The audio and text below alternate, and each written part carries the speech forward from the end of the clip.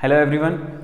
आज का हमारा टॉपिक ऑफ डिस्कशन रहेगा issues and quality with respect to seeds, manure या फर्टिलाइजर्स एंड फार्मिंग प्रैक्टिसेस।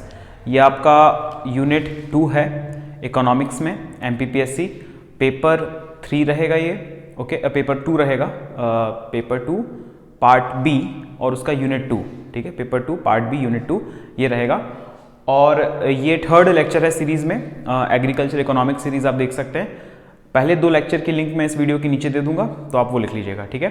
आज संडे है इसलिए थोड़ा टाइम मिल पाया लेक्चर बनाने के लिए, तो मैं अभी ये लेक्चर शुरू करता हूँ। आप इसे लिखते चलिएगा साथ में, जैसे आपने पुराने लेक्चर्स के साथ भी किया है। और कोई भी डाउट वगैरह रहता है, कुछ भी रहता है, तो आप कमेंट सेक्शन में लिख सकते हैं, ठीक है। चलिए शुरुआत करते हैं। सबसे पहले आता है सीड्स ज़रूरी है क्यों। सीड्स इसलिए ज़रूरी होता है एग्रीकल्चर में हायर प्रोडक्टिविटी के लिए, ठीक है।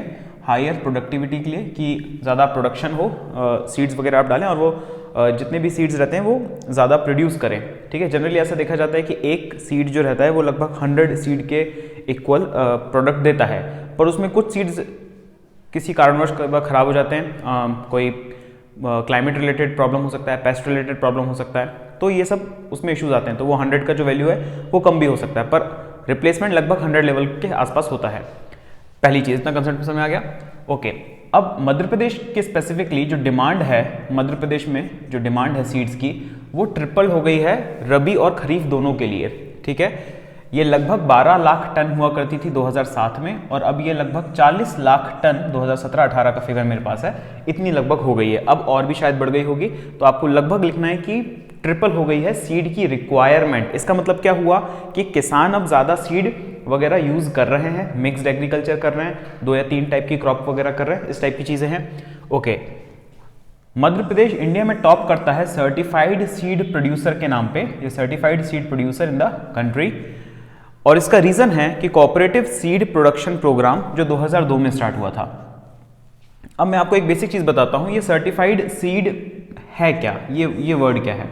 सर्टिफाइड सीड का मतलब होता है, देखिए फार्मर क्या करता है कि उसका जो भी प्रोड्यूस हुआ है, मान लीजिए उसके एक खेत में 100 बोरी गेहूं निकला, तो वो क्या करता है, लगभग 5 बोरी अपने पास रख लेता है और 95 बोरी बेच देता है। ये जो 5 बोरी वो अपने पास रख लेता है, ये उसका फार्म का ही सीड है, जो उसने उगाया वही सीड है, फार्म का सीड है।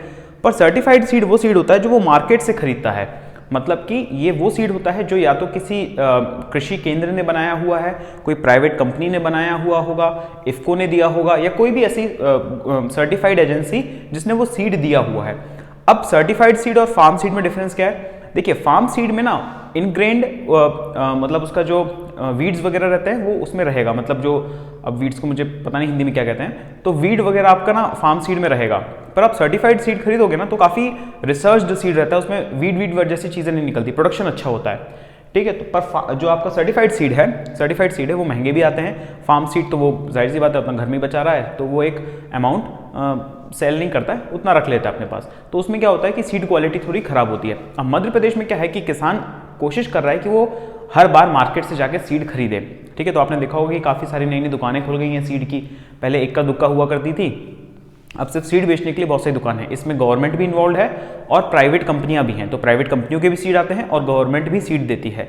गवर्नमेंट में कौन सीड देगा, जनरली आपके कृषि केंद्र वगैरह देंगे, वहां पे जाके आप सीड खरीद सकते हो, नहीं तो इफ्को वगैरह के आउटलेट वगैरह रहते हैं, क्रिप्को, इफ्को, ये जो आपकी कोऑपरेटिव सोसाइटीज़ हैं इंडिया लेवल पे, एपेक्स लेवल पे, और ये सब सीड आपको देती हैं, और स्टेट लेवल की भी कोऑपरेटिव सोसाइटी आपको सीड देती हैं। तो 3-4 सोर्स हो गए जहाँ से किसान सीड खरीद सकता है। वो सीड कौन से होंगे, जो यहाँ से खरीदेगा वो कहलाएंगे सर्टिफाइड सीड, और फार्म सीड क्या होगा, जो आपने उसने फार्म से ही बचा लिए, ओके। तो ये 2002 में स्टार्ट हुआ था कोऑपरेटिव सीड प्रोडक्शन प्रोग्राम, और इसकी वजह से काफ़ी फ़ायदा हुआ सीड्स के लिए। नाउ हमारा एम क्या है कि हमें इंक्रीज करना है seed replacement ratio, SRR, seed replacement ratio. Seed replacement ratio क्या होता है, total area cropped by certified seed comparison to saved seed, मतलब farm saved seed, FSS, farm saved seed. तो कितना आपने certified divided by farm save, तो हमें क्या करना है, कोशिश करना है कि सीड का रिप्लेसमेंट होता रहे। जब सीड का रिप्लेसमेंट होगा, जेनेटिक लेवल पे देखें तो जीनोटाइप अच्छा होता है, किसका, सर्टिफाइड सीड का। फार्म लेवल के सीड का जीनोटाइप उतना स्ट्रांग नहीं रहता है, इसलिए प्रोडक्शन थोड़ा कम हो जाता है। तो हमें कोशिश करना है कि हमें सर्टिफाइड सीड खरीदना है, ओके, समझ में आ गया, ओके। अब अगर मैं देखूं कि कॉटन के केस में, क्योंकि हम इंडिया में BT कॉटन यूज करते हैं, तो बीटी कॉटन एक जीएम क्रॉप है, क्योंकि वो जीएम क्रॉप है उसका सीड रिप्लेसमेंट रेट 100% है। इसका मतलब क्या हुआ कि आपने एक बार मार्केट से कॉटन खरीद के लगाया, अगले साल उसको सेव नहीं कर सकते आप। क्यों? क्योंकि भैया वो तो बीटी कॉटन है, बीटी कॉटन है, मतलब जेनेटिकली मॉडिफाइड क्रॉप है। तो जो कंपनी ने जेनेटिकली मॉडिफिकेशन करके रखा है उसका, उसने क्या कर रखा है कि आप बार बार सीड खरीदते रहो ताकि उसका बिजनेस चलता रहे। इसकी वजह से वो सीड रिप्लेसमेंट रेशियो उसका 100% होता है कॉटन के केस में।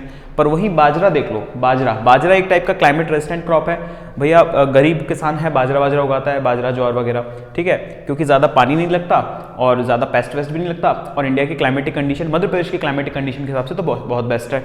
तो हम क्या करते हैं, यहाँ पे सीड रिप्लेसमेंट रेशियो 51% है, मतलब जो भी उसने उगाया 50% रख लिया और 50% बेच दिया, फिर अगले बार उगाया फिर 50% रख लिया। और इसमें क्या है, जनरली पेस्ट रेजिस्टेंट होता है और एक पर अच्छी क्वालिटी का मिलेट है। आजकल जो लाइफस्टाइल रिलेटेड डिसऑर्डर हो रहे हैं उसमें ज्वार बाजरा वगैरह की रोटी लोग ज़्यादा खा रहे हैं, क्योंकि भाई डायबिटीज़ या हार्ट अटैक का खतरा वगैरह थोड़ा कम रहता है। तो इसका सीड रिप्लेसमेंट रेशियो 51% है, वही कॉटन के लिए 100% है। तो आप डिफरेंस समझ सकते हो। इसी तरह वीट का भी सीड रिप्लेसमेंट रेशियो है, पैडी का भी है, तो आप वो थोड़ा सर्च करके आप लिख सकते हो साथ में यहाँ पे। इतना समझ में आ गया? अब देखिए, it is seen that the farmers behaviour is getting changed, क्योंकि वो क्या कर रहा है, नए सीड्स खरीद रहा है, सीड रिप्लेसमेंट रेशियो बढ़ रहा है 2002 के बाद। आप देख सकते हो यहाँ पे भी they are now asking for more certified seed. वो दुकानों में जाते हैं, सर्टिफाइड सीड ज़्यादा मांग रहे हैं मध्य प्रदेश में स्पेसिफिकली। ओके, अगर हम सीड की बात करें तो ये तो सिचुएशन हो गया। तो चैलेंजेस क्या है इसका? चैलेंजेस ये है कि मध्य प्रदेश में अभी भी रेन फेड एग्रीकल्चर होता है, रेन डिपेंडेंट एग्रीकल्चर है कुछ इलाकों में, ठीक है। जैसे कि आप समझ सकते हैं कि ऊपर का जो इलाका है भिंड मुरैना वगैरह, वो रेन फेड है, वहाँ पे एग्रीकल्चर फैसिलिटीज काफ़ी कम है। चंबल प्रोजेक्ट है पर उसका उतना मतलब रिजल्ट अभी उतना देखने को नहीं मिला है। और भी छोटे छोटे रीजन हैं, पैचेस में है, तो वहाँ पे रेन फेड एग्रीकल्चर ही होता है आज भी, ठीक है। इंफ्रास्ट्रक्चर पुअर है, इंफ्रास्ट्रक्चर काफ़ी पुअर है कई जगहों पे, तो इसलिए सप्लाई रिलेटेड चैलेंजेस आते रहते हैं। मैंने बताया था इंफ्रास्ट्रक्चर में रोड वाटर, पिछले लेक्चर में रोड वाटर इन सबसे रिलेटेड चैलेंजेस हैं। अभी भी कई जगह कनेक्टेड नहीं है, कुबड़ खाबड़ रास्ते हैं, तो लोग सोचते हैं कि भाई वहीं के वहीं बेच देते हैं, तो इसकी वजह से सीड रिप्लेसमेंट, वो सीड बदलने के लिए शहर भी नहीं आते, वो वहीं के वहीं सीड कंज्यूम कर लेते हैं। ओके, देन मोनोक्रॉपिंग कई जगहों पे, क्योंकि एक ही टाइप की क्रॉप उगाई जाती है। क्यों एक ही टाइप की क्रॉप है? क्योंकि भैया रेन का इशू है, एक ही बार साल में बारिश हो रही है, तो जो आपका मानसून के बाद जो रहेगा, मानसून फेड रहेगा रेन, वही यूज़ करेंगे। और फिर दूसरा ये है कि जो सर्टिफाइड सीड्स हैं उसकी कॉस्ट काफ़ी ज़्यादा है, तो इतना पैसा हर किसान के पास नहीं होता, तो सीड का कॉस्ट आ जाता है। और दूसरा ये जो FSS है, that is farm saved seed, ये उनका ट्रेडिशनल चला आ रहा है कि भैया इतना 100 बोरे निकाले, 5 रख लिए, 95 बेच दिए। तो ये उनका टाइम टेस्टेड ट्रेडिशन है और डिफ़िकल्ट है कई लोगों को कि भैया वो चेंज करे अपने आप को सर्टिफाइड सीड की तरफ। ओके, तो ये जो हिंटरलैंड वाला इलाका है, जैसे कि जो ट्राइबल वाला इलाका है, वहाँ पे आज भी FSS ही चल रहा है, फार्म सेव्ड सीड वाला कल्चर ही चल रहा है। वो सर्टिफाइड सीड जनरली खरीदते नहीं है, उनको बहुत फोर्स करना पड़ता है, बताना पड़ता है कि नहीं आ रही ये चीज़ थोड़ी अच्छी है, इसलिए वो फार्म सेव्ड सीड खरीदते रहते हैं, सर्टिफाइड सीड की तरफ नहीं जाते। तो आई होप सीड वाला कंसेप्ट आपको समझ में आ गया होगा। अब चलते हैं मैन्योर की तरफ या फर्टिलाइजर्स की तरफ। ओके, फर्टिलाइजर बेसिकली होता क्या है? अगर मैं आपको बोलूँ कि आप बॉर्नवीटा डाल के पीते हो दूध में भी तो इतने सारे प्रोडक्ट्स है, फिर बॉर्नवीटा क्यों डाल रहे हो? तो आपने बॉर्नवीटा के पीछे देखा होगा कुछ RDA वगैरह लिखा रहता है, रिकमेंडेड डाइटरी अलाउंसेस, ठीक है, कि उसमें एक्स्ट्रा कुछ है, B1 B2 B6 B12 वगैरह वगैरह, इस टाइप के एक्स्ट्रा न्यूट्रिएंट्स हैं। ये न्यूट्रिएंट क्या करता है? वैसे तो ज़रूरी नहीं है, पर अगर ले लोगे तो बॉडी और अच्छी हो जाएगी, ठीक है, और बेटर वे में फंक्शन करेगी। सिमिलरली फर्टिलाइजर का भी काम है। फर्टिलाइजर का जरूरत क्या पड़ता है? Are use to replace the nutrients that are consumed by the crop from the soil. Soil के अंदर सारा न्यूट्रिएंट रहता है, नाइट्रोजन पोटेशियम फॉस्फोरस वगैरह सब है उसके अंदर।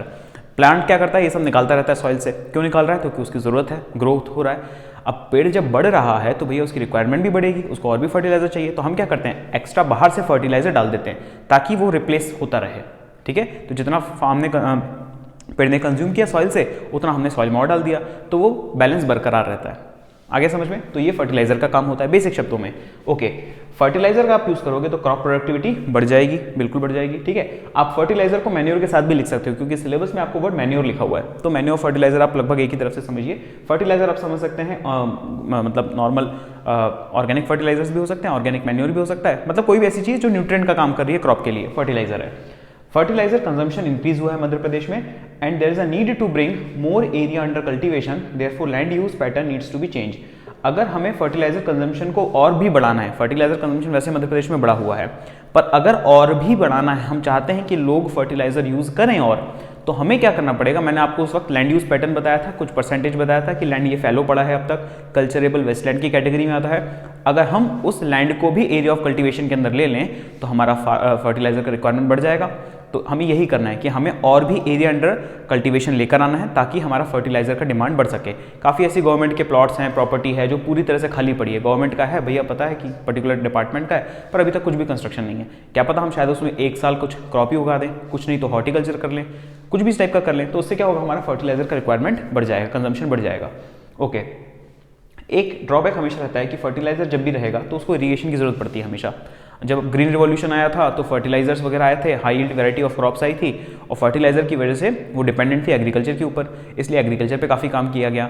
तो अभी भी मध्य प्रदेश एग्रीकल्चर पे काम कर तो रहा है, पर ये डायरेक्टली लिंकेज, ये मतलब समझ लो करण अर्जुन जैसे काम करते हैं, एक रहेगा तो दूसरे की जरूरत पड़ेगी ही पड़ेगी। ओके, तो fertiliser needs irrigation, therefore area under irrigation needs to be increased. Now area under irrigation बढ़ाने के लिए एक कॉस्टली अफेयर है, ठीक है, बहुत महंगा पड़ता है। आपने देखा होगा वाटर रिसोर्सेज के प्रोजेक्ट काफ़ी महंगे हैं, लाखों करोड़ों में जाते हैं। तो और ये लॉन्ग टर्म में भी देता है, ऐसा भी नहीं कि एक दिन में आपका डैम बन जाएगा, तो लॉन्ग टर्म है और कॉस्ट भी काफ़ी ज़्यादा चाहिए। तो फर्टिलाइजर्स तो एक छोटी सी चीज़ है, पर उसको चाहिए होती है इरीगेशन, और इरीगेशन के लिए आपको कॉस्टली अफेयर है और लॉन्ग टर्म प्लानिंग लगती है, तो एक चैलेंज हो सकता है ये। ओके, इसके अलावा अगर हम प्रॉपर चैलेंजेस की बात करें तो फार्मर्स का एजुकेशन बड़ा इंपॉर्टेंट है फर्टिलाइजर्स को लगाने के लिए। काफ़ी फार्मर्स ऐसा बिलीव ही नहीं करते कि फर्टिलाइजर की हमें ज़रूरत पड़ेगी, सब तो रहता है, पानी डाल दिया मोर देन इनफ है। और दूसरा ये है कि अगर फर्टिलाइजर्स वो यूज़ कर भी रहे हैं तो वो सब्सिडाइज्ड फर्टिलाइजर, उनको यूरिया वगैरह सब्सिडी रेट पे मिलता है, और इसकी वजह से क्या हो रहा है कि एक तो उनको एजुकेशन देना है और दूसरा उनको ट्रेनिंग देनी है कि कैसे आपको अप्लाई करना है। आपने देखो कई बार फर्टिलाइजर है, पेस्टिसाइड अप्लाई कर रहे हैं पर मुंह में मास्क नहीं पहना, कई बार विंड का डायरेक्शन ऐसा रहता है कि वही फर्टिलाइजर आपके बॉडी के अंदर चला जाता है, आपको कुछ क्रोनिक प्रॉब्लम हो सकता है, न्यूरोलॉजिकल प्रॉब्लम हो सकता है, क्योंकि ये इसमें टॉक्सिन्स तो रहते ही हैं फर्टिलाइजर्स वगैरह में। अगर हम इंटीग्रेटेड फर्टिलाइजर मैनेजमेंट यूज़ करें, नाउ इंटीग्रेटेड मतलब सबको जोड़ने वाला, और फर्टिलाइजर का मैनेजमेंट, इसका मतलब क्या हुआ कि देखिए सिंथेटिक फर्टिलाइजर्स या जो केमिकल फर्टिलाइजर्स हैं उनके कुछ ड्रॉबैक हैं। ड्रॉबैक इन द सेंस कि वो सॉइल की प्रोडक्टिविटी या फर्टिलिटी को विथ टाइम कम कर देते हैं अगर उसका हैफाजार्ड वे में यूज़ कर रहे हो आप उसे, मतलब बिना सोचे समझे भाई ये आया डाल दिया, ये आया ये भी ऐसा कर दिया। तो इस तरह से जब आप यूज़ करते हो, क्योंकि क्या होता है फर्टिलाइजर को ना अलग अलग ग्रोथ स्टेजेस पे डालना पड़ता है। अगर पेड़ छोटा है तो अलग टाइप के प्रॉब्लम्स रहेंगे, तो उसमें अलग फर्टिलाइजर्स डाला, फिर बड़ा हुआ तो अलग डाला। जैसे अब फॉर एग्जांपल अगर आप बीमार हो तो अगर आप फॉर एग्जांपल पैरासीटामोल की गोली खा रहे हो, तो क्या एक छोटे से बच्चे को आप पैरासीटामोल दे सकते हो? नहीं, उसके लिए कुछ अलग कॉन्स्टिट्यूएंट होगा। जब वो एडल्ट एज में आएगा तो उसको अलग दे सकते हो, जब वो और बड़ा होगा तो अलग डोज दे सकते हो। तो सिमिलरली पेड़ की ग्रोथ के हिसाब से भी फर्टिलाइजर डालना पड़ता है, पर इसके लिए किसानों को समझ में नहीं आता है वो चीज़। तो हमें क्या करना है, उनको ट्रेन करना है और एजुकेट करना है ताकि वो सही मात्रा में फर्टिलाइजर्स का यूज़ करें। ओके, तो इंटीग्रेटेड फर्टिलाइजर मैनेजमेंट में हमें क्या करना पड़ेगा, हमें मिक्स बनाना पड़ेगा, एक जुडिशियस मिक्स, सोचा समझा मिक्स, किसका, ऑर्गेनिक फर्टिलाइजर्स का, मैन्योर का और केमिकल फर्टिलाइजर्स का, ताकि हम जैसे मान लीजिए छोटा सा स्टेज है तो उस टाइम पे हम ऑर्गेनिक यूज़ कर सकते हैं। जब कुछ ज़्यादा ही खतरनाक स्टेज है, कुछ ज़्यादा ही पेस्ट वेस्ट का खतरा हो जाए या काफ़ी सारे वीड्स उग जाएँ, तब हम केमिकल फर्टिलाइजर्स यूज़ कर सकते हैं। तो एक कॉम्बिनेशन में जब यूज़ करेंगे तो एडवर्स इंपैक्ट नहीं होगा। सबसे बड़ा एडवर्स इंपैक्ट जो देखा गया फर्टिलाइजर्स के केस में वो है नाइट्रोजन पॉल्यूशन का, जिसके लिए यूनाइटेड नेशंस भी थोड़ा डरा हुआ है कि भैया इतना ज़्यादा नाइट्रोजन पॉल्यूशन हो गया है सॉइल में कि अब तो नहीं लगता कि नाइट्रोजन की ज़रूरत पड़ेगी भी, इतना ज़्यादा नाइट्रोजन पॉल्यूशन हो गया। और वो नाइट्रोजन जब नाइट्रोजन पॉल्यूशन हुआ कैसे, मैंने आपको पहले एक बार शायद बताया था कभी। देखिए NPK का ज़रूरत पड़ता है, हमने ना सब्सिडी दे रखी है, क्योंकि हमने सब्सिडी दे रखी है तो हमें हमारे जो फार्मर्स हैं उनको फर्टिलाइजर्स बहुत सस्ते में पड़ जाता है, और जो एक्स्ट्रा अमाउंट रहता है वो गवर्नमेंट पे कर देती है, ठीक है, फॉरेन कंपनी के लिए। इनफैक्ट जो यूरिया वगैरह है और कुछ कुछ ऐसे फर्टिलाइजर्स है वो तो हम इंपोर्ट करते हैं, तो इंडिया के इंपोर्ट बिल में भी वो शामिल हो जाता है। अब सब्सिडीज़ दे रखी है, मतलब उसका कुछ पार्ट गवर्नमेंट बियर कर रही है, तो सस्ते में मिल गई, महंगी चीज़ सस्ते में मिल गई तो उल्टा सीधा इस्तेमाल किया, हैफाजार्ड यूज़ किया, बिना सोचे समझे इस्तेमाल किया, ज़रूरत नहीं थी वहाँ पे भी यूरिया डाल दिया। अब वो यूरिया डलते डलते डलते जैसे यूरिया का फॉर्मूला क्या होगा, NH2CONH2, तो it gives you ammonia NH3 which gives you nitrogen. Okay, so nitrogen इतना ज़्यादा हो गया सॉइल में कि जैसे आप पानी डालते हो तो वो नाइट्रोजन वाटर लेवल में मिल जाता है। क्योंकि वो वाटर लेवल में मिल जाता है तो वाटर ट्रीटमेंट की कॉस्ट बढ़ जाती है अगर आप उस वाटर को कंज्यूम करने वाले हो। तो इतना ज़्यादा नाइट्रोजन अवेलेबल हो गया है, नाइट्रोजन पॉल्यूशन जैसी स्थिति आ गई है। तो अब हमें क्या करना है कि ये जो जुडिशियस यूज़ था वो जुडिशियस यूज़ करना है, ताकि ये जो नाइट्रोजन हमने एक्स्ट्रा डाल रखा है उसका बाहर निकाला जा सके, सही से इस्तेमाल हो सके। जिस चीज़ का रिक्वायरमेंट है वही डाले, इनडिस्क्रिमिनेट यूज़ ना हो। तो ये आप चैलेंजेस हैं हमारे पास फर्टिलाइजर्स के। इसके अलावा और भी कुछ चैलेंजेस आपको मिलेंगे, तो आप वो भी इसके साथ लिखते जाइएगा। ये एक मतलब बेसिक जो मुझे लगा वो मैंने उतने लिख दिए, और ये पूरी लिस्ट नहीं है, और भी कुछ पॉइंट मिस आउट हो सकते हैं, तो आप वो भी लिख सकते हैं इसमें। आपको मोर और लेस कंसेप्ट समझ में आना चाहिए, ठीक है। अब चलते हैं आगे फार्मिंग प्रैक्टिसेस की तरफ। तो मध्य प्रदेश में अगर फार्मिंग प्रैक्टिसेस की देखा जाए तो हम अभी भी टिलेज बेस्ड कल्टीवेशन करते हैं। टिलेज मतलब कि आपको प्लाव करना पड़ेगा और उसके बाद फिर आप सीड उगाओ और उसके बाद फिर उसे फ्लैटन कर दो, पानी डाल दो और कुछ टाइम में आपका पेड़ उग जाएगा। ये होता है टिलेज बेस्ड एग्रीकल्चर। पर क्या ये सिर्फ अकेला तरीका है जिससे आप एग्रीकल्चर कर सकते हो या कल्टीवेशन कर सकते हो? आंसर इज नो, ठीक है। और भी तरीके होते हैं, जैसे कि हाइड्रोफोनिक्स है, एक्वाफोनिक्स है, ठीक है। आपका ड्रिप इरिगेशन सिस्टम वगैरह में आप यूज़ कर सकते हो, प्रॉपर रो मार्किंग कर सकते हो, रेज्ड बेड कल्टीवेशन कर सकते हो। ये कुछ ऐसी चीज़ें हैं जो नयापन है, पर फार्मर के माइंड में ऐसा बैठा है ना कि नहीं, जब तक आप ज़मीन को खोदोगे नहीं तब तक एग्रीकल्चर नहीं कर सकते। तो हमें उन्हें काफ़ी ज़्यादा एम्पावर करना है, काफ़ी ज़्यादा एजुकेशन देना है, और इसके लिए साइंटिस्ट को या फिर जो इंचार्ज है एग्रीकल्चर डिपार्टमेंट का, उसको ग्राउंड पे रहना बहुत ज़्यादा ज़रूरी है। सिर्फ पॉलिसी मेकिंग से काम नहीं चलेगा, आपको ग्राउंड पे रहना है और किसान को समझाना है, और उससे इंपॉर्टेंट कहीं ज़्यादा किसान आप पे बिलीव करेगा, ये बहुत ज़्यादा ज़रूरी है। क्या है, अभी जो सिचुएशन चल रहा है उसमें एक चीज़ क्लियरली दिख रही है कि government, policy makers and farmers में कुछ ज़्यादा ही गैप है, वो समझ नहीं रहे एक दूसरे की बात। तो ज़रूरी ये है कि एज अ ऑफिसर या इंचार्ज ऑफ एग्रीकल्चर डिपार्टमेंट आप फार्मर को समझा सको, कन्विंस कर सको। उसके लिए आपको उसकी भाषा में बोलना, उसके साथ रहना, उसका हित चाहना, ये चीज़ें बड़ी ज़रूरी हो जाती हैं। ओके, तो टिलेज बेस्ड एग्री कल्टीवेशन एक हो रहा है मध्य प्रदेश में काफ़ी ज़्यादा। लैक ऑफ फार्म मैकेनाइजेशन, मैंने बताया था कि फार्म में मैकेनाइजेशन हो तो रहा है। ज्ञानदूत प्रोजेक्ट या आपका नहीं, यंत्रदूत प्रोजेक्ट जो था आपका, मतलब आप हायर कर सकते हो, कस्टम हायरिंग हो सकती है फार्मिंग इक्विपमेंट्स की। पर तब भी ये ऐसा नहीं है कि कुछ ज़्यादा ही हाई लेवल पे मैकेनाइज्ड फार्मिंग है। मध्य प्रदेश में मैकेनाइजेशन हो रहा है, पेस बढ़ रहा है, ग्रोथ रेट दिख रहा है, पर क्या पूरे मध्य प्रदेश में मैकेनाइजेशन है? बिल्कुल नहीं, बिल्कुल नहीं है, अभी भी बढ़ रहा है, हो रहा है, ठीक है। तो लैक है फार्मिंग मैकेनाइजेशन का। हाई लेबर इन्वॉल्वमेंट है, इसको आप डिस्गाइज्ड अनएम्प्लॉयमेंट भी कह सकते हो। एक मोटे तौर पे एक फिगर मैंने देखा था, लगभग 88% of people in Madhya Pradesh are dependent on farming directly और इनडायरेक्टली, ठीक है। तो कुछ तो किसान हैं ही, बाकी लोग कुछ फर्टिलाइजर बेच रहा है, कोई ट्रैक्टर से रिलेटेड काम कर रहा है, कोई वहाँ तक सामान खरीद रहा है, कोई मंडी से इन्वॉल्व है। तो ओवरऑल हर किसी लोगों को इन्वॉल्व करोगे तो लगभग ये फिगर 88% तक जा सकता है, विच इज़ ह्यूज। और इसी 88% में इनइक्वालिटीज़ भी हैं। ऐसा इंसान जो एक मंडी में बैठा हुआ है, जो इसके पास थोड़ा पॉलिटिकल इन्फ्लुएंस है, या जो मंडी के संचालक है, कुछ भी इस टाइप का पोर्ट है, मंडी सेक्रेटरी है, वो खूब पैसे वाला है। वहीं एक किसान जिसके पास कुछ ज़मीन है पर इरीगेटेड नहीं है, बहुत गरीब है, ट्राइबल इलाके के किसान और ज़्यादा गरीब है। तो ये जो है, ये बेसिकली लेबर इन्वॉल्वमेंट उसमें काफ़ी ज़्यादा है। तो डिस्गाइज्ड अनएम्प्लॉयमेंट बढ़ जाता है, इकोनॉमिक का टर्म होगा आपने, डिस्गाइज्ड अनएम्प्लॉयमेंट, ओके, कि लोगों को लगता है काम कर रहे हैं पर कर नहीं रहे हैं, ठीक है। ट्राइबल एरिया में सिचुएशन और भी खराब है, वहाँ पे अभी भी ट्रेडिशनल एग्रीकल्चर चल रहा है, जो ट्रेडिशनली चला रहा है, जो चीज़ें उगा रहे थे वही उगा रहे हैं। कुछ नया आउटपुट लेने का या नया इनपुट लेने का वो नहीं रख रहे हैं, ठीक है, डर लग रहा है उन्हें। ट्रेडिशनल एग्रीकल्चर चल रहा है। तो अगर इंक्रीज़ करना है हमें एग्रीकल्चर, हमें सबसे पहले वर्क करना पड़ेगा इंफ्रास्ट्रक्चर पे। मैंने पिछले लेक्चर में बताया था, रोड्स, वाटर वगैरह वगैरह, इलेक्ट्रिसिटी वगैरह, इन सब पे, इंफ्रास्ट्रक्चर पे और ज़्यादा वर्क करने की ज़रूरत है।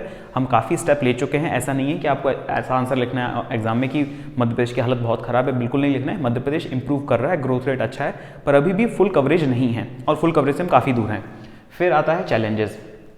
जब हम फार्मिंग प्रैक्टिसेस की चैलेंजेस करते हैं तो हमें सबसे बड़ा प्रॉब्लम आता है ना, इनफॉर्मल क्रेडिट का है। इनफॉर्मल क्रेडिट मतलब कि किसान को खेती करने के लिए पैसे की जरूरत पड़ती है, ये पैसा क्रेडिट कहलाता है, मतलब लोन कहलाता है। ये लोन उसे बहुत सारे लोग दे सकते हैं। एक PACS दे सकती है, प्राइमरी एग्रीकल्चर क्रेडिट सोसाइटी, जो कोऑपरेटिव का पार्ट है। कोई नॉर्मल मनी लेंडर दे सकता है, कोई जो आप अरघटिया जो कहलाता है ना, जो अरतिया जो डीलिंग करता है, जो मिडिल मैन है, जिसके अगेंस्ट जो फार्म बिल्स आए हैं वो टारगेट कर रहे हैं कि मिडिल मैन हट जाएगा, तो ये जो आढ़तिया होते हैं ये दे सकते हैं, कोई उनका मनी लेंडर है, कोई रिश्तेदार है वो पैसे दे सकता है। तो बेसिकली क्या है कि हम इनफॉर्मल क्रेडिट की तरफ ज़्यादा इंक्लाइंड है कंपेयर टू फॉर्मल क्रेडिट। अब फॉर्मल क्रेडिट की तरफ इंक्लाइंड क्यों है वो अलग टॉपिक है, एक रफ बता देता हूँ। देखिए, अगर आप किसी बैंक से या कोऑपरेटिव सोसाइटी से या कोऑपरेटिव बैंक से लोन लेते हैं, जो आपको देता है अगर, तो वो लोन किस बेसिस पे देगा कि भैया आपका लैंड एरिया कितना है, आपका प्रोडक्शन कितना हुआ है, वगैरह वगैरह इस टाइप के बेसिस पे। अब लैंड एरिया कई लोग का कम है, मैंने बताया था मार्जिनल लैंड होल्डिंग काफ़ी ज़्यादा है, और आपका प्रोडक्शन डिपेंडेंट है क्लाइमेट वगैरह पे, तो कई बार प्रोडक्शन अच्छा, कई बार प्रोडक्शन एकदम खराब। तो ये फ्लक्चुएशन की वजह से ना आपके क्रेडिट में भी फ्लक्चुएशन आता रहता है। तो वो प्रेफर करता है कि साहूकार से लोन ले ले जो उसके गांव का ही आदमी है, या फिर कोई ऐसा इंसान जो उसकी फसल खरीद रहा है। तो इनफॉर्मल क्रेडिट में काफ़ी है, और इनफॉर्मल क्रेडिट में एक बार आप गए तो आप ट्रैप में फंस जाते हो, आप कभी उस रिकवरी साइकिल से बाहर आ ही नहीं पाते हो। तो ये एक बड़ा चैलेंज है। एक बार लोन लेता है, कई बार 10-10 साल बाद चुका ना पाता है, और वो 10 साल में वो कितना कुछ लॉस कर चुका होता है। तो ये एक बहुत बड़ा चैलेंज है। फिर लो अपटेक है किसका, एग्रीकल्चर टेक्नोलॉजी का। एग्रीकल्चर टेक्नोलॉजी को लोग एकदम बहुत धीमी गति से उसका अपटेक कर रहे हैं। एकदम से ऐसा रिवॉल्यूशन जैसा कुछ नहीं आया कि यार चलो अपन सब के सब एग्रीटेक या टेक्नोलॉजी में एडवांस करते हैं, यूज़ करते हैं ताकि हमारा एग्रीकल्चर प्रोडक्शन बढ़ सके। तो वो एक रिवॉल्यूशन जैसी चीज़ की मिसिंग है। लिमिटेड रीच है, जो बड़े बड़े शहर हैं वहीं पे ही आपका फार्मिंग प्रैक्टिसेस में चेंजेस देखने को मिल रहे हैं, पर जैसे आप हिंटरलैंड या अंदर के इलाकों में जाओगे आपको फार्मिंग प्रैक्टिसेस में अभी भी ट्रेडिशनल फॉर्मेट ही मिलेगा, which is a big drawback, a big setback for us. Okay, then stagnant market demand. Market demand भी स्टैग्नेंट है काफ़ी हद तक, और ये डिपेंड करती है कंप्लीटली डिमांड एंड सप्लाई के बेसिस पे। अब किसी इलाके में ज़्यादा प्रोडक्शन हो गया, अच्छी क्वालिटी का प्रोडक्शन हो गया, तो वो उस जगह की बैठ जाएगी। फॉर एग्जाम्पल छिंदवाड़ा में मक्का बहुत होता है, मेज़ बहुत होता है। अगर मान लीजिए इससे बेटर क्वालिटी का मेज़ कहीं और होने लगे इंडिया में, तो उसके आसपास का मार्केट वहीं का ही मेज़ खरीदेगा, तो हमारा प्राइस डाउन हो जाएगा। तो ये जो मार्केट है ये काफ़ी स्टैग्नेंट है, काफ़ी चेंजेस होते रहते हैं इसमें। ठीक है, माइग्रेशन एक काफ़ी बड़ा इशू है। माइग्रेशन मतलब कि आप अपनी जगह से दूसरी जगह जाके काम करने लगते हो। तो मध्य प्रदेश में क्या हो रहा है कि जो इलाकों में मैंने आपको बताया था कि अगर एक ही मोनोक्रॉपिंग कर रहे हो आप, तो मोनोक्रॉपिंग मतलब साल में एक बार कर रहे हो, तो अब एक साल में कोई भी एक क्रॉप करोगे, एक क्रॉप को उगने में लगभग 3 से 4 महीने लगते हैं, तो बाकी के 8 महीने आप क्या कर रहे हो। तो ऐसे में क्या होता है कि आदमी माइग्रेट कर जाता है, कहीं बाहर जाके काम ढूंढने लगता है। तो वो रहता है एग्रीकल्चर वर्कर है, पर चलेगा वो कंस्ट्रक्शन फील्ड में, या चला जाएगा किसी रिक्शा चलाने के लिए, या किसी फैक्ट्री में काम करने लगेगा। कंस्ट्रक्शन सेक्टर सबसे बड़ा इलास्टिसिटी एम्प्लॉयमेंट में जनरेट करता है, वो एब्जॉर्ब कर लेता है काफ़ी ज़्यादा। तो आपने देखा होगा कंस्ट्रक्शन में कुछ नहीं तो लेबर तो बन ही सकते हो। तो ये माइग्रेंट क्या करता है, 3 महीने अपनी फसल उगाता है या 4 महीने फसल उगाता है, और 8 महीने लगभग माइग्रेशन करता है। इसकी वजह से क्या होता है कि वो अपने एग्री टेक को अपग्रेड नहीं कर सकता, और बाकी चीज़ें जो उसको ज़रूरत है वो भी नहीं कर सकता, क्योंकि भाई ना वो एनर्जी दे रहा है ना वो टाइम दे रहा है। तो वो ऐसे में क्या होता है, माइग्रेशन एक बहुत बड़ा इशू बन जाता है फार्मिंग प्रैक्टिसेस को लेके। फिर दूसरा, गवर्नमेंट की तरफ से जो इन्वेस्टमेंट है एग्रीकल्चर में वो भी बहुत लिमिटेड है, पब्लिक इन्वेस्टमेंट बहुत कम है। हम बहुत ही कम परसेंटेज ऑफ जीडीपी इंडिया का एग्रीकल्चर में इन्वेस्ट करते हैं। तो हमें ज़रूरत है कि हम ज़्यादा से ज़्यादा परसेंटेज ऑफ जीडीपी इन्वेस्ट करें। द रीजन भी around 70% of the Indian population is directly dependent on agriculture, indirectly and indirectly dependent on agriculture in some aspect. तो हमें ज़रूरत है कि पब्लिक का इन्वेस्टमेंट काफ़ी अच्छा हो, हम फिजिकल इंफ्रास्ट्रक्चर पे खर्च वगैरह करें, हम फर्टिलाइजर्स पे खर्च करें, हम इंटीग्रेटेड फर्टिलाइजर मैनेजमेंट जैसे कंसेप्ट को यूज़ करें। देन इंपॉर्टेंट ये है कि रोल ऑफ वुमेन को रियलाइज़ किया जाए एग्रीकल्चर के मामले में। अभी भी वुमेन तब यूज़ करती है या वुमेन फील्ड पे तब रहती है जब या तो स्मॉल लैंड होल्डिंग है तो पति पत्नी दोनों मिलकर काम कर रहे हैं, या फिर माइग्रेशन जैसा केस हो गया हो, पति बाहर चला गया हो, तो अब पत्नी क्या करेगी कि वो अपना पति का खेत देखेगी, वो करेगी। और क्या होता है, एक बहुत इंपॉर्टेंट फैक्टर मैंने पढ़ा था रिसेंटली कि वुमेन के नाम पे ना लैंड होती नहीं है, क्योंकि वुमेन के नाम पे लैंड नहीं होती है, वो अपने आप ही इनफॉर्मल क्रेडिट केस में नाम पे रहती है। क्योंकि भैया बैंक तभी लोन देगा जब आपके नाम पे ज़मीन हो। ज़मीन किसके नाम पे है, इन भाई साहब के नाम पे जो माइग्रेट करके कहीं बाहर चले गए हैं। तो इसकी वजह से वो उसको एक्चुअल जो फॉर्मल क्रेडिट है उस साइकिल से भी वो बाहर हो जाती है। तो वुमेन का रोल बड़ा इंपॉर्टेंट है एग्रीकल्चर में, स्पेशली मध्य प्रदेश में, जहाँ पे काफ़ी वुमेन की जो पॉपुलेशन है वो आपके रूरल इलाके में काफ़ी ज़्यादा है। रूरल इलाका डायरेक्टली लिंक्ड है फार्मिंग से, तो हमें ज़रूरी ये है कि हम वुमेन का रोल को काफ़ी ज़्यादा रियलाइज़ करें, वुमेन को ट्रेनिंग दें, उन्हें ही बताएं कि काफ़ी चीज़ें कैसे कर सकती हैं, उन्हें नया सीड वैरायटी के बारे में बताएं, सेल्फ हेल्प ग्रुप का फॉर्मेशन करें ताकि कलेक्टिव बार्गेनिंग पावर बढ़ सके। इस टाइप के पॉइंट आप लिख सकते हैं। सो आई होप मैंने इसको एक ब्रीफ में आपको समझा दिया होगा। ये टॉपिक अपग्रेडेशन वाला टॉपिक है, मतलब जो भी रिलेटेड कोई भी आपको कुछ भी लगेगा कि फार्मिंग प्रैक्टिसेस, फर्टिलाइजर्स या सीड से रिलेटेड कोई भी न्यूज़ है मध्य प्रदेश स्पेसिफिक या इंडिया स्पेसिफिक, तो आप वो भी लिख सकते हो, और अगर मध्य प्रदेश स्पेसिफिक है तो आप डायरेक्टली कोट कर सकते हो, इंडिया स्पेसिफिक है तो आप लिख सकते हो कि मध्य प्रदेश इन चीज़ों को यूज़ कर सकता है। ठीक है, तो आई होप मैंने आपको एक रफ आइडिया दे दिया हो कि ये क्या होगा। अगले लेक्चर में हम इसके आगे का पार्ट देखेंगे। तब तक के लिए आप इसे रिवाइज करते रहिए and please do take care of yourself. Bye, this is Anak Jain signing off from Nidhish academy. Bye.